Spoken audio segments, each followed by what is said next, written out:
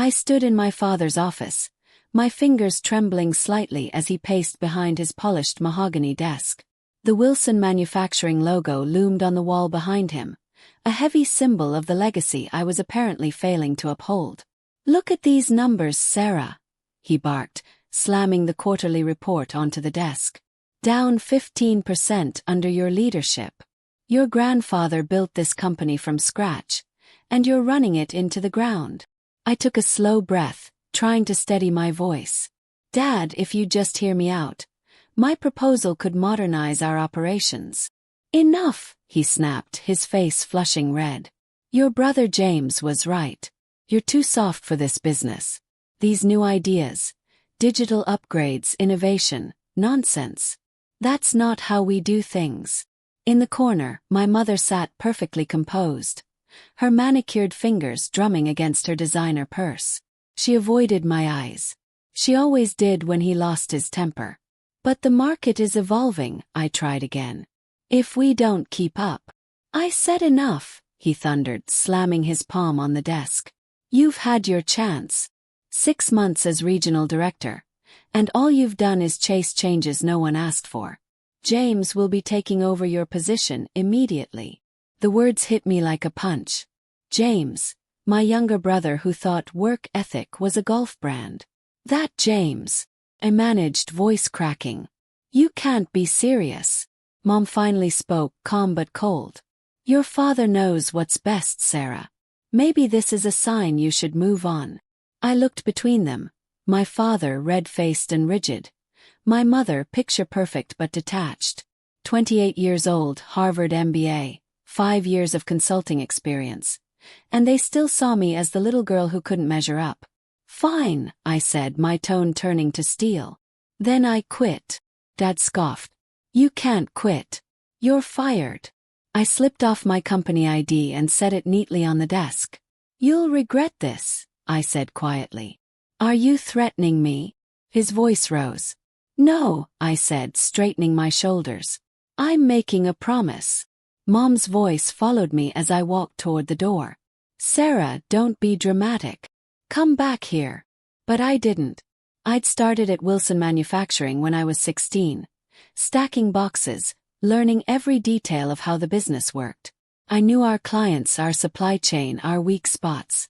And I knew something my father didn't. The company's problems ran deeper than a quarterly drop in sales. Back in my office, I quietly transferred my research to my personal drive. Nothing confidential, just the data I'd worked hard to gather. James might inherit my title but not my insight. As I packed the last of my things, my phone buzzed. A message from Marcus, the CFO and one of my few allies. "Just heard. They're making a huge mistake. Call me when you can." Smiled. Dad had no idea what he'd just unleashed. His obsession with the old way wasn't just hurting profits. It was driving away the people who could save the company. On my way out, I stopped by the warehouse to say goodbye. The workers looked shocked. A few were furious on my behalf. "Don't worry about me," I told them. "Sometimes getting pushed out is the best thing that can happen." Outside, I placed the box of my belongings in the car and looked back one last time at the building that had shaped my life. Wilson Manufacturing wasn't my future anymore. It was just another relic clinging to the past. I unlocked my phone and dialed the number I'd been saving. "Hi, Michael. It's Sarah Wilson. Remember that investment opportunity we talked about? I'm ready to move forward." My father thought he was protecting his company from change. What he didn't realize was that he'd just given birth to his greatest competition. Not just a rival, his reckoning. But he never saw the real threat coming. Getting fired wasn't the end of my story. It was the spark that lit it. The real surprise would come when they learned just how dangerous I could be on my own. 6 months later, I sat in my sleek downtown office, reviewing the final documents. The panoramic city skyline outside my window was a world away from the gray walls of Wilson Manufacturing. And so was I. "The numbers check out," Michael said, sliding a folder across my desk. "Your father's still in denial. Wilson's bleeding clients and James." He smirked. "Turns out, golf trophies don't translate to leadership skills." I allowed myself a small smile. Everything had fallen perfectly into place since that day. Michael, a venture capitalist I'd met at a conference, had jumped at the chance to fund my new company, Next-Gen Manufacturing Solutions. Together we'd built what Wilson refused to become: modern, efficient, and forward-thinking. One by one, the best people, Marcus, engineers, designers, had left Wilson to join me. My phone buzzed. A text from Marcus, now my CFO. "Your brother just lost the Anderson account. Your dad's losing it." I almost felt bad. Almost. The Andersons had been loyal clients for decades, but they trusted me, not the crumbling empire I left behind. "Sarah," Michael said, leaning in. "Wilson's stock is down 40%. They're cornered. If we act now." I opened my laptop, pulling up the presentation. "The takeover plan's ready. We've been quietly buying shares through intermediaries. One final move, and control is ours." A knock at the door interrupted us. Emma, my assistant, stepped in. "Ms. Wilson, your mother's been calling non-stop. She says it's urgent." I exhaled softly. "Tell her I'm in a meeting." Then after a beat, "Actually, tell her I'll see them all very soon." Emma gave a knowing smile. Everyone here understood exactly what was about to happen. The next week was a blur of strategy sessions and legal signings. By Friday the trap was set. Wilson Manufacturing had called an emergency shareholders meeting to discuss their financial collapse. What they didn't know was that the largest shareholder, me, would be sitting in that room. The morning of the meeting, I stood before the mirror, adjusting my tailored black suit. Gone was the nervous daughter desperate for approval.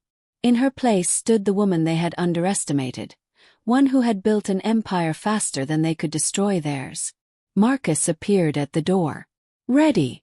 I closed my briefcase with a click.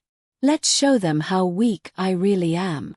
When we arrived at Wilson Manufacturing, the lobby was buzzing with tension. Through the glass I could see the conference room filling. My father sat at the head of the table, posture rigid, trying to command authority he no longer had. My mother, immaculate as ever, wore her worry like a perfume. James fidgeted with his papers, pale and sweating. Marcus leaned close. "Your brother looks like he's about to faint." Smiled. "He will." At exactly 9 o'clock, the meeting began. From the hallway, I listened as my father blamed everyone but himself: global markets, inflation, lazy employees, never his own refusal to adapt. Then came the moment I'd been waiting for. "The next item," the chairman announced, "is the recent acquisition of a controlling interest in Wilson Manufacturing by an outside party. The new majority shareholder is here to discuss the company's future." From inside, I heard my mother's startled gasp, and my father's furious voice demanding to know who dared to take his company. I adjusted my jacket, took a steady breath, and stepped forward through the doors. James was sputtering something about lawyers and injunctions when I finally took a deep breath, pushed open the conference room doors, and stepped inside. The room went still. Mom's coffee cup slipped from her fingers, splashing across the glossy table. Dad's face drained of color. James looked like he might actually pass out. I walked to the head of the table, set down my briefcase, and smiled. "Shall we get started?" "This is absurd," Dad choked out, half rising from his seat. "You couldn't possibly have the resources to." "Actually," I interrupted, opening the briefcase and handing out folders to the board members, "I could." And I did. I laid one more document on the table. Next-Gen Manufacturing Solutions, my company, now controls 51% of Wilson Manufacturing stock. And this, I held up the final sheet, is our offer for a full acquisition. Mom fumbled for a napkin, blotting at the spilled coffee, her composure cracking for the first time in my life.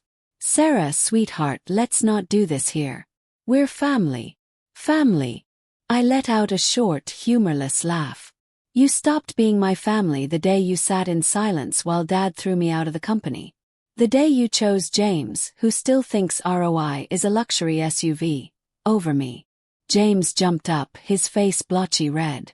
"That's not fair." "Neither is running a company into the ground," I said, clicking to the first slide of my presentation.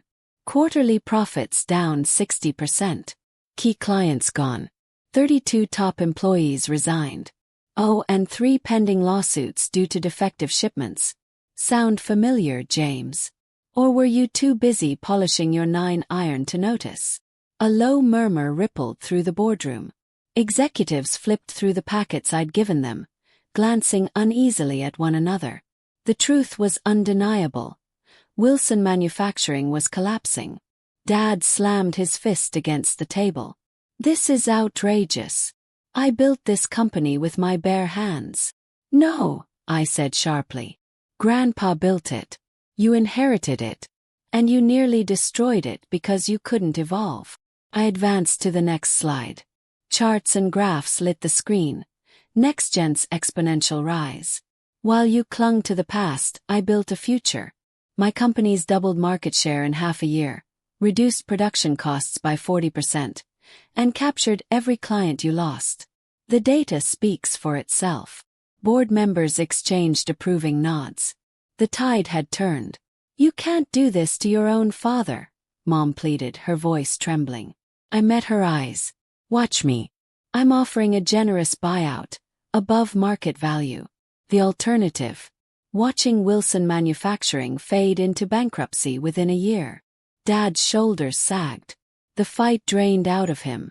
Why? He asked, voice low. You could have built your own empire. Why tear mine down? I stepped forward, bracing my hands on the table. Because you needed to understand something, Dad. Being a woman doesn't make me weak. It makes me underestimated. And that's your biggest mistake. The vote didn't take long. Nearly every board member approved the acquisition. When the meeting ended, Dad signed the paperwork, his signature shaky. The name stays, I said quietly. But everything else changes, starting now. He nodded once, eyes fixed on the table. Mom reached out as if to hug me, but I stepped aside. James was already gone, probably off to drown his humiliation at the country club. That evening, I stood in what was now my office, the same one where he'd once fired me. The setting sun painted the city in gold. Marcus walked in with 2 glasses of champagne. Congratulations, boss, he said, handing me one. I took a slow sip, surveying the room.